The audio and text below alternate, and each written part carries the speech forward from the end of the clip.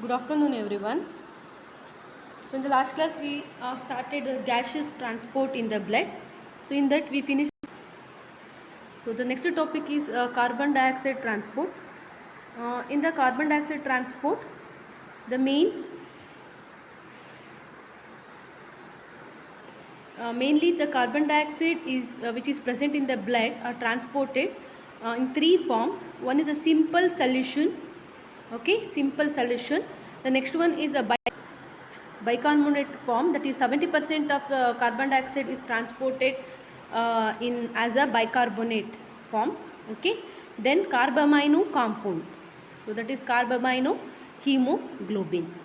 Okay, so carbon dioxide which is present in the blood can be transported in three form. One is a simple solution as a bicarbonate form, 70% is transported carbamino compound, that is carbamino as a carbamino hemoglobin.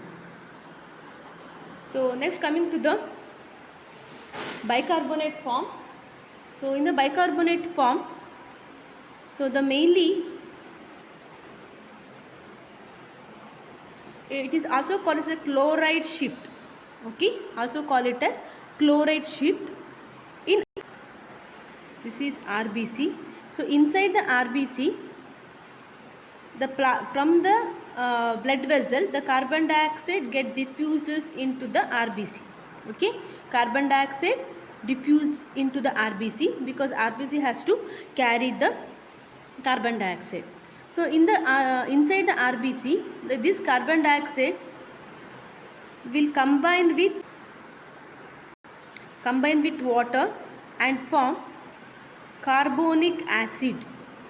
Okay, it form a carbonic acid. So carbonic acid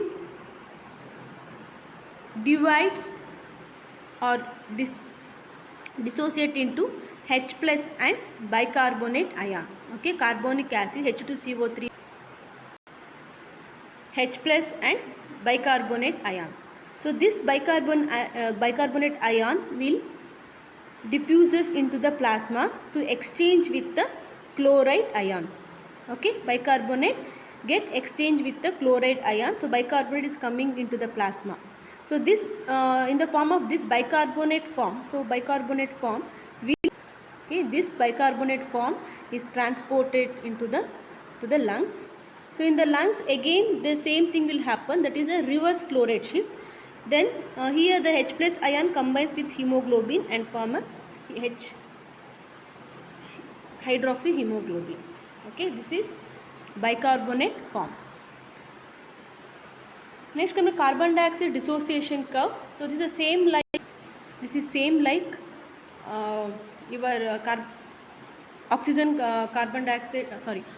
hemoglobin curve. Okay, so it is a graphical relation between the partial pressure of carbon dioxide and volume of carbon dioxide in 100 ml of blood. So that means it depends on the partial pressure of carbon dioxide. Okay, the shifting of the curve to right is due to increase in partial pressure of the oxygen, and it is the dissociation of carbon dioxide is taking place.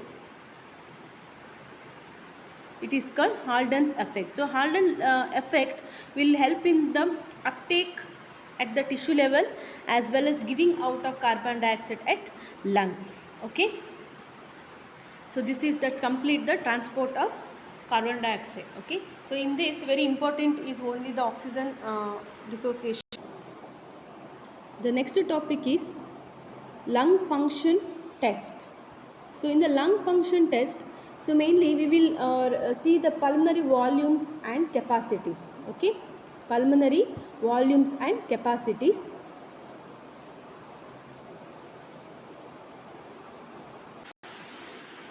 Lung volumes is a simple lung volume, pulmonary volumes and capacities. In that the lung volumes and lung capacities. Okay, so in the lung volumes, it is simple volume obtained by recording from the instrument. Okay, so there is one instrument is there. So through that instrument we can record the lung volumes. Okay, so after recording the lung volumes, these lung volumes can be added. Okay, it consists of more than one volume, and we can calculate the lung capacities. Okay. So method of study by using a instrument spirometry. Apparatus used called spirometer. Recording obtained is called spirogram, like ECG, electrocardiogram. So spirogram. Okay. So this is the. It is a simple instrument. Okay. So it consists of two drums. So outer drum and inner drum. Okay. So inner drum is placed in an inverted manner. Okay. So it is inverted one. So here it is opening. Okay. Inverted one. So this is closed one. So to that inner drum there is a chain is passing through a chain is passing through a pulley and it is attached to a weight. Okay. So to this there is a recording a pen or a pointer is attached which is recorded on a moving drum. So this is a drum, so it is moving. So whenever, so this inside a pipe, so through that pipe the person has to breathe. Okay. So initially when he do the inspiration, so through that the air will enter and this inverted drum will move up. When it move up, so the chain will be moving and it is recorded on a drum. Okay. So this is a graph. So this is a graph you will obtain. So this is enough. Okay. So they will ask the draw a spirogram. So in this I will tell.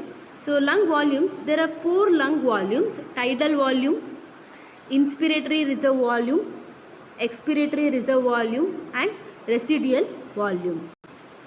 Tidal volume is always 500 ml. Okay. So tidal volume is obtained whenever you are doing a normal breath. Okay. So normal quiet respiration, the volume of air which is present in the lungs. Okay. During a quiet respiration, when a normal respiration, so it is 500 ml of air you are taking inside the lungs. Okay. Next is inspiratory reserve volume. So inspiratory reserve volume is 3000 ml. That means when you are doing a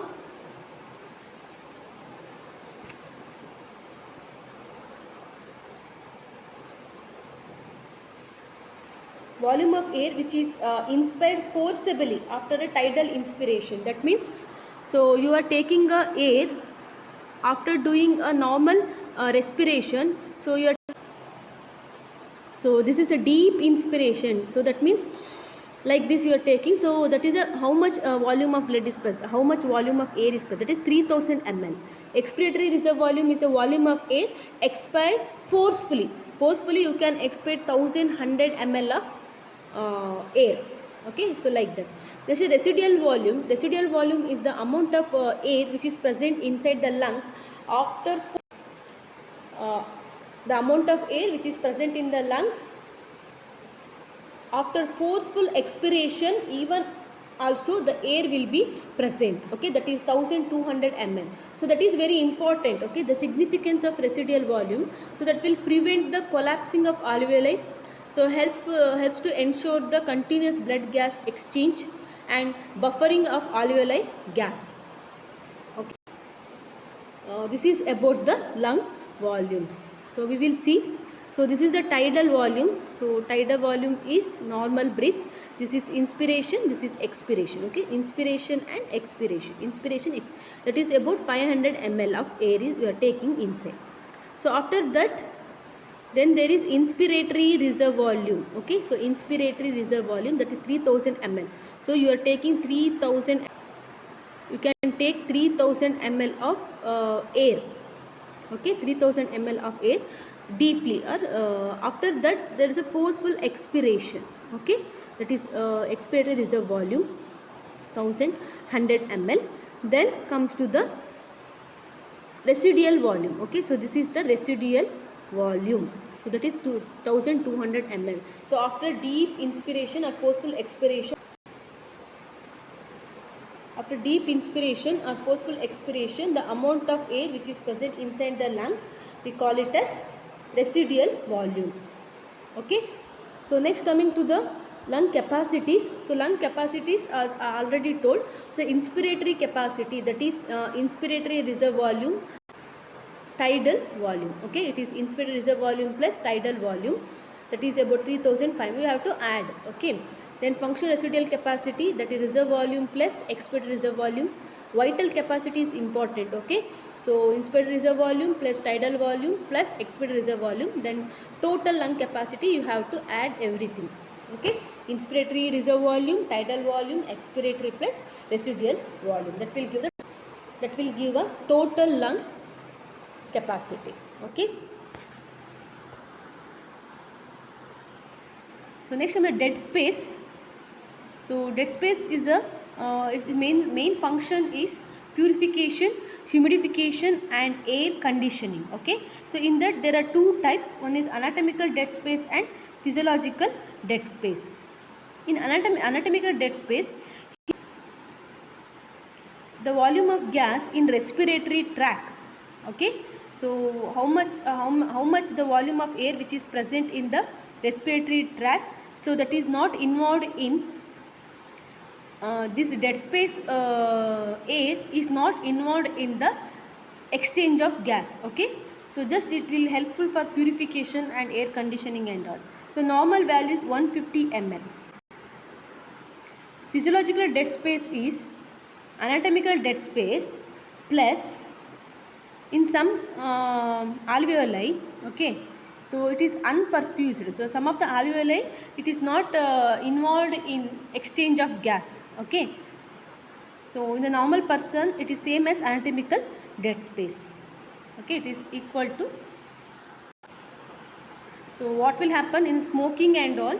So that will damage the alveoli. So some of the alveoli, that damaged alveoli is not involved in the exchange of gases. So that will become physiological dead space become more. So next, coming to the vital capacity, as I told in lung capacities, in that vital capacity is important. Okay. So vital capacity is volume of air expired. Okay, volume of air expired forcibly after deep inspiration. So you have to take a deep inspiration first, like this, then you have to expire forcefully. Okay, so that is about 4600 ml. So it is an important lung function test. So usually, so there are two types of disease can be seen. One is obstructive type of lung function and restrictive type of lung function. Okay, obstructive type and restrictive type. So normal in obstructive type of lung function, the vital capacity, but decreased in restrictive. Okay. So in that there is a timed vital capacity. So timed vital capacity is the percentage of volume of vital capacity expired at the end of successive seconds. So here vital capacity is recording according to the successive seconds. Okay. In first second, FeV1 80 to 85%. Okay. So in the first second you are expiring the air. So you are taking deep inspiration and forceful expiration.